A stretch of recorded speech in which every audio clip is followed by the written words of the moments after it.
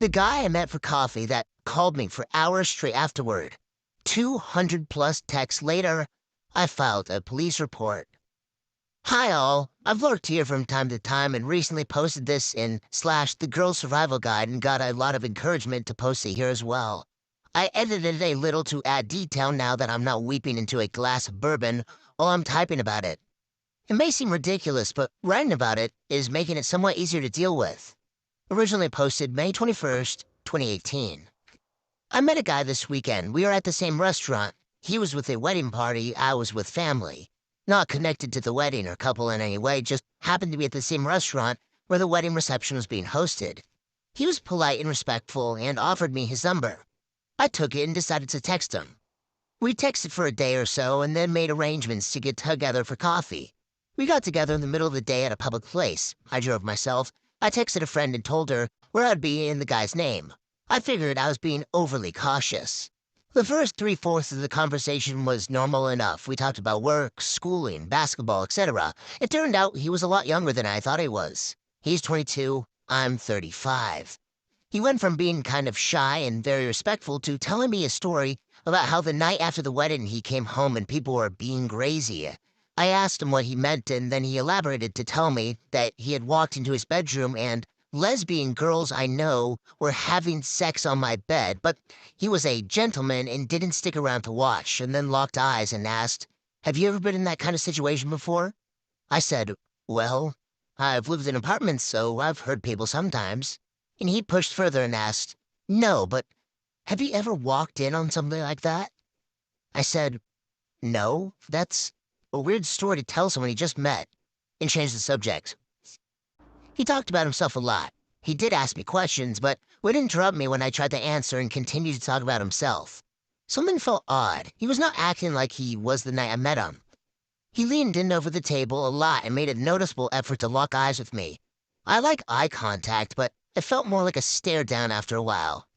I could feel myself moving away the further he leaned in. He started to talk about how he used to pick up girls, but he doesn't do that anymore because he realized that the girls he picked up at the bars were probably whores who went there every weekend. Then he wanted to know if I drank, smoked, did drugs. Did I ever party? Where did I party? Where did I like to go out to? Do I see other men, etc., etc.? Almost no pauses, one question after the other. We talked for a few minutes more and he looked at his phone and said, "The game I wanted to watch is going to start soon. Do you want to get out of here?" Turns out there was a basketball game on and he wanted to come back to his place to watch it. I said no thanks, we just met so I'm not comfortable with that. Well, maybe we can talk again soon. His face sort of changed and he said, "I'm sorry, but I really thought you were going to come back with me." I told him I wasn't sure how he got that impression. I had not at any point said I would do that. He kept asking me to come back to his place, and I kept saying no. He kept asking me why not. I kept saying, "I just met you. I'm not comfortable going back to your house." He said, "Fine, let's go to the park then." Red flags and alarm bells were going off, so I said, "No, thanks. I'm not interested." He basically begged and said he even skipped the game if I wanted him to. I said no, just go home, we just met for coffee. It's not a big deal if we can't take it further today. He then asked me to take a walk in the field behind the coffee shop, looked at the ground and literally said, "I'll do anything you want, just don't leave." I said again I wasn't going to go anywhere else with him that day. Please just respect that, and we'll talk later. I got into my car, and as he was pulling away, he yelled out his car window at me. "I'm going to do everything I can to change your mind. Come over." I sat and watched him leave because things just felt weird. I drove home and my phone was blowing up the whole time. He was texting and calling, saying he was home and I should come over. Then he sent me a video of himself watching basketball on his couch alone. He started sending me messages saying he could see a future with me, that I was the most beautiful woman he'd ever met. Like, it was horrible for such a beautiful woman to be single, and that he, quote, liked our chances to be together. The entire coffee date was 40 minutes max. He continues to ask me to come over. I said I was happy to meet him for coffee, but I told him I wasn't going to come over before I left and was not going to go back on what I said. Then the calls really started. 7:55, 8 o'clock, 8:02, 8:07, 8:11. He called and called over and over for the next several hours. I texted him after the first couple calls. He had sent me another text saying how beautiful and perfect I was and he wanted to date and travel together. And all I could think to say was, I'm sorry, I don't feel the same way about you that you seem to feel about me. I wish you well. Take care. He said he didn't understand. Did that mean I didn't want to see him again? So I replied with, I'm sorry for not being clear. No, I don't want to see you again. I'm sorry. I wish you well. Goodbye. The calls and texts kept coming. I told him one time to please stop. I had to turn off my phone. It kept vibrating so much. The texts were all about, what did I do wrong? Why don't you tell me so I can fix it and make this work between us? I am really a great guy and I like you so much. You owe it to me to tell me. If you tell me, then I'll stop bothering you, but you have to tell me.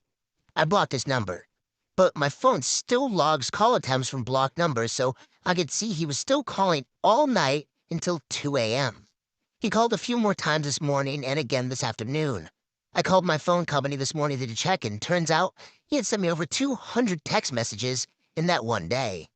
That was the tipping point, and I decided to go to the police station and at least talk to them and possibly report it as suspicious behavior or harassment. All I had was his first name, which I'm pretty sure was a nickname, and a phone number.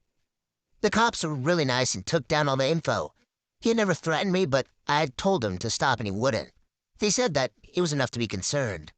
I showed them the text and the timing of the calls, and they said it was definitely looked like obsessive and unstable behavior, and it was good that I came in, even just to put it on record in case things got worse. I felt so bad for even going there, like it was stupid to have even gone to meet him, but I've been on lots of coffee dates and no one has ever done this kind of thing before. After I left the station, I got home and checked my phone, and I had 3 voicemails from unknown numbers. And it was him pleading for me to call him and tell him how to make it right. He doesn't understand why I blocked him. Did he message me too much? Was it a bad move to call me 80 times in a night? Why wouldn't I just talk to him? I recorded the voicemails and sent them in to the police, along with screenshots of the messages and logs from my phone company. Now I'm low-key terrified of what will happen next. Will the cops call him? If they do, will it make him mad? I'm pretty sure I didn't tell him anything about the area of the city I live in or where I work. And all he had was my phone number, no Facebook or WhatsApp or other socials. I considered changing my cell phone number, but I'm also hoping that he'll get to the point after a few days of silence and just give up. I'm so shocked I don't even know what to do next. Update. May 22nd, 2018. He's been texting and calling me from random numbers all day. I've been taking screenshots and sending them into the police with my report number. It's been a long, exhausting day. I really want to change my number, but he keeps sending me stuff, and I feel like it might be helpful to the police to figure out who he actually is. I've informed my family, friends, employer, cell phone provider, and building caretaker about this crazy pants and given everyone a description. I went out and bought 100-plus decibel alarms with windows and doors in my apartment and installed them. I am in Canada, so I can't legally carry mace, but I'm looking for alternatives. Mega update. Today he wrote me a very long-winded message, asking for another chance and begging forgiveness. He said, I was just overly excited to meet such a beautiful and well-endowed woman, and that he needed just one chance to show you my true worth. Pleading and pleading for me to reply and come meet him.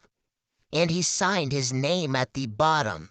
I had heard it slightly wrong and didn't have the right spelling in my phone. I went on Facebook and found his profile. He had 0 security settings. He's not friends with anyone I know. I copied that link and sent it off to the cops. I am torn between really hoping they can talk some sense into him and being terrified that if the police confront him that he will become even crazier. I would have slept easier if I'd changed my number right away, but I might never have gotten his real name and profile if I had. I doubt the cops will do much until he starts threatening me. Now I'm torn. Do I change it and sleep better at night, or let him keep screaming into the silence while I collect more evidence? Is it worth it? I keep thinking. All he has is my number. Update. May 28th, 2018. The last contact I had from my coffee date was 4-ish days ago when he called me at 12:56 a.m. on the 24th. He'd been texting me from the same number a few days earlier, when he sent me the charming message about me being so well endowed, so I'm pretty sure it was him. I'm admittedly feeling a little burnt out. I'm taking tomorrow off work to try and chill out. There's been a lot to handle along with work and life in general. I haven't really heard from the cops. I've gone back a couple of confirmations that they've added my screen caps and voicemail recordings to the file, but nothing else. He hasn't been threatening me, and his enthusiasm seems to be dying down, so I doubt I'll hear much unless things change. Here's hoping there are more reasons for the police to becoming more involved than just saying, thanks for the info, you've added it to your file. They have his names, pic, and Facebook profile. I've blocked him on Facebook and hidden all my profile pics. I haven't gotten any friend requests on any of my social medias. I'm being cautious when I go out. The alarms are helpful, both magnetic and glass break ones have been installed. At least if this dumb kid managed to figure out where I live and tried to get in, I would hear something and be able to get the fuck out. I slashed a hammer between my headboard and my mattress. It feels gross every time I get into bed and hear it tap lightly against the wall, but I'm glad it's there. Thanks for the concern. Everyone, I'm safe. Things are calming down. He knows how to reach me. I know how to send screen caps to the cops. That's about where our relationship is at right now. Update. March 17th, 2020. I haven't looked at this account since my last update, and now that most of the world is under quarantine, it occurred to me to sign in and take a look. First of all, many thanks to everyone who reached out to see if I'm okay. I'm totally okay. At the time, I was terribly freaked out and just wanted to not think about this whole thing anymore. I hope no one worried too much, and I'm sincerely sorry if you did. I'm glad that I made the initial post because I was so overwhelmed it was really difficult to work through. Things are 100% better now, so thank you all for the support. I had a few weeks of silence after the last update, and then I got 2 or 3 calls from an odd number, a landline that I could do a reverse 411 lookup on. The address was from the area around the coffee shop where we met, and I recalled that he had told me that he lives a couple blocks over while he was trying to get me back to come over to his basement. I sent the screenshot of the calls and the address of the police email I had been given and made the choice to change my phone number. It was a giant PITA, but I absolutely slept better. I have been back to the restaurant twice and never saw him, and I'm never in the area where we met in the coffee.